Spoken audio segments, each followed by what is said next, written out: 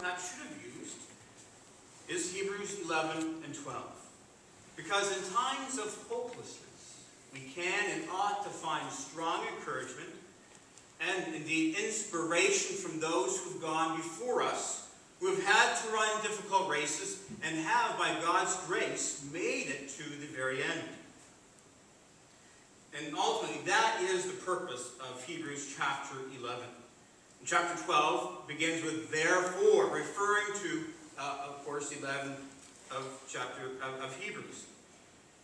And verse 1 says, therefore, since we are surrounded by so great a cloud of witnesses, let us run. Right? The imagery here is of a packed stadium filled with the saints of Hebrews 11 and others like them who have finished the race triumphantly while we are down on the track running our race.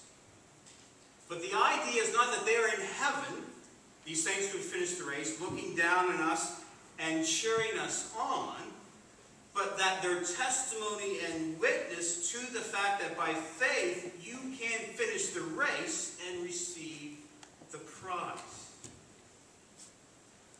You see, that in the New Testament, the term witness does not refer to a passive spectator, but to an active participant who confirms and attests to the truth as a confessing witness.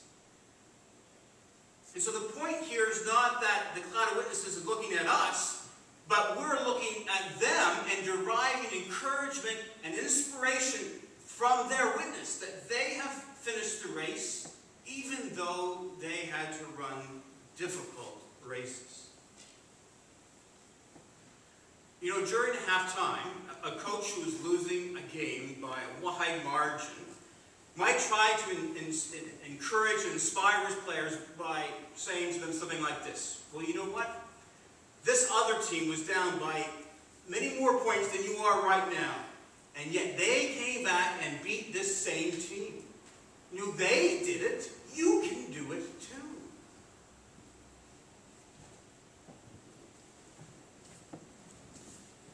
When your race is hard, remember and reflect upon what the saints of the past were able to do and accomplish, not in their own strength, but by faith in God. When the going gets tough, what we need to do is read Hebrews 11 and reread it. Read church history and great Christian biographies. And let their struggles, let their journeys, their endurance, their victories inspire and motivate you to press forward and keep on keeping on, to keep running the race. Let their journeys remind you of the faithfulness and the power of God. You know, when David faced Goliath, he remembered God's faithfulness and power when he had to encounter the lion, when he had to encounter the bear. And that inspired and motivated him to be faithful before the lion. You know, in the middle of our darkest hour, of our darkest day, we are going to be tempted to think that we are utterly alone. We're going to think no one else has had to suffer what we are suffering. No one else has had to overcome what we have overcome. But the truth of the matter is that many saints of the past, whether in Scripture or in church history, have had to endure much worse. We truly are not alone in our suffering. Paul says in 1 Corinthians 10, verse 13, no temptation has overtaken you except such as is common to man. Your suffering is not different than others. And if they can make it, you can too. And the reason is not because you're somehow naturally stronger or better than they are, but the reason why you can make it just like they made it is because the same God who worked in them is the same God who is working in you so that you might run the race of faith to the very end. So receive encouragement and be inspired by the saints of the past, because it's our great God who has enabled them to run that race.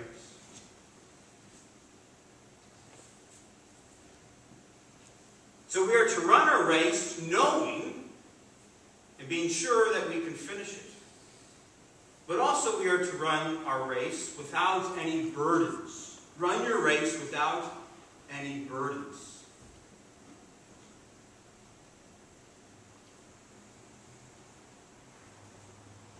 If an athlete is going to run to win, he of course has to get rid of any kind of excess body fat, and he has to train, he has to engage in diets, he needs to take off any kind of extra clothing like his warm-up pants and suit before he actually runs the race. If he burdens himself with these kinds of things, extra weight or extra clothing, his running, of course, will be impeded. And his race will be harder than it has to be.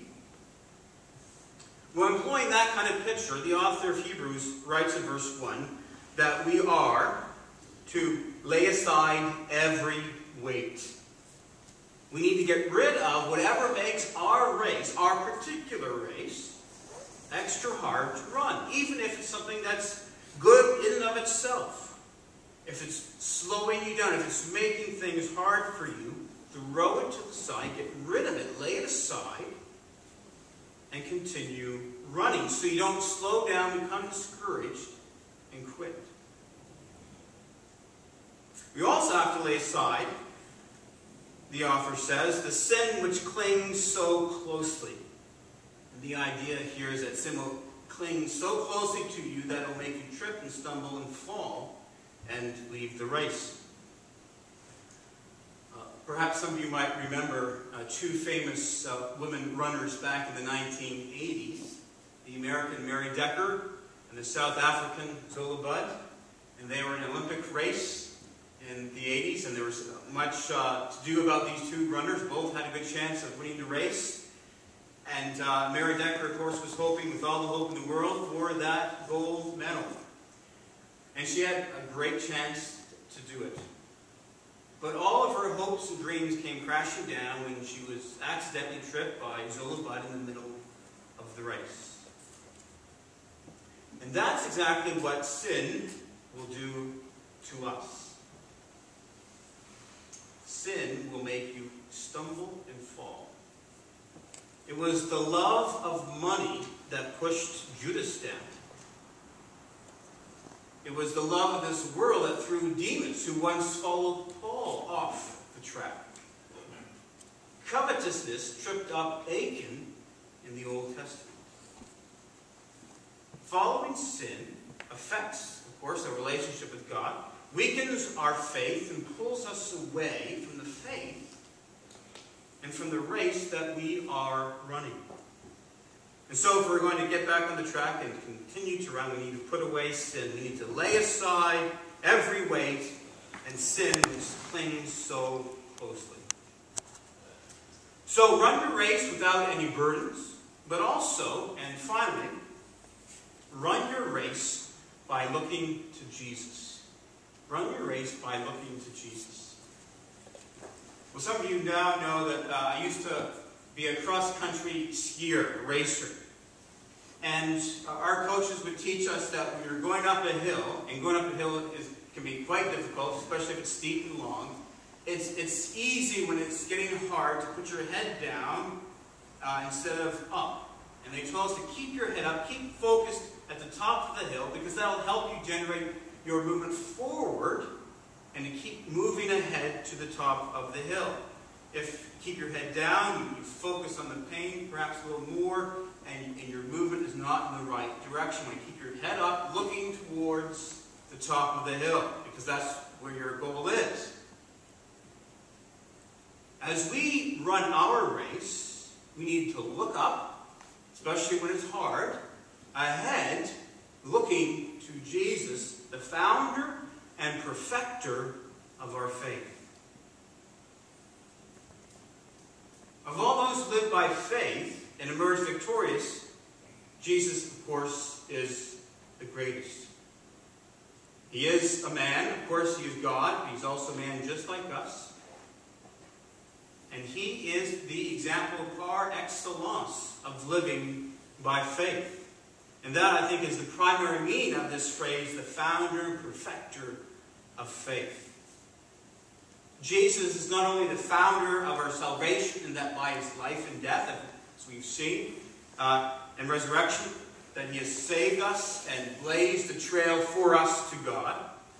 He is also the founder and perfecter of faith, as he alone lived a complete and perfect life, lived by faith perfectly, in perfect trust and dependence upon God. Of course, all the saints in Hebrews 11 had their faults and sins. But Jesus ran his race flawlessly. And in so doing, he, of course, is the perfect example for us. So we are to keep our eyes on Jesus and follow his example. Run like he ran. So how did Jesus run his race? Well, verse 2 says, looking to Jesus, the founder and perfecter of our faith, who for the joy that was set before him endured the cross, despising the shame, and is seated at the right hand of the throne of God. Jesus endured all the suffering that he had to go through. He disregarded the shame that accompanied his crucifixion on the cross, in part because he kept his eye on the joy that was to be his when he finished his race. It is as if, as he was on the cross, as if he could see and almost taste the glories that were to be his and his people's as he was going through the darkest hour of his life. The present hardship and pain was worth what he could see in the future, which of course he now enjoys as he is enthroned on high. It was for the joy that was set before him that he endured the cross. Likewise, if we follow Jesus and persevere to the end, we too are going to share in that same joy and exaltation. That we are co-heirs with Christ. And so we have that same glory ahead of us that we need to keep our eyes focused on as it is in Christ Jesus. And we keep our head up looking, as we're going up that hill, we keep our eyes focused on Jesus and the joy, that same joy that's set before us, that awaits us at the finish line.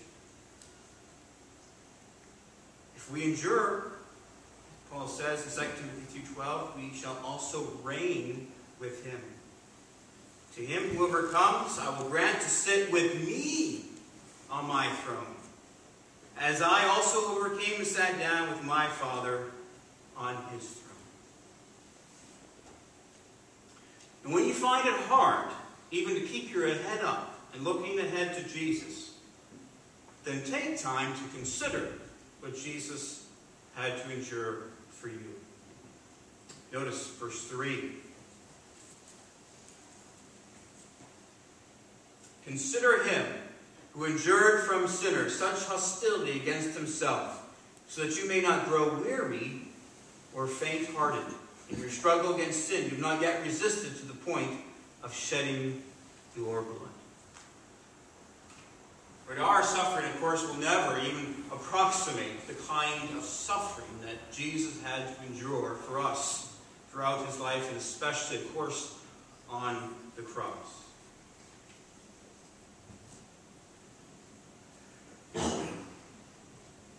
And so, when the going gets tough, we need to broaden our horizon, because often we will be tempted just to focus on what we are going through. But if we can gain some perspective and compare what we're going through to what other saints have gone through, and especially to what Christ has gone through, that will enable us to keep on keeping on. So fix your eyes on Jesus and see in him your example, see in him your reward, and see your situation in proper perspective. Well, it's not summer, it's winter. You're not in London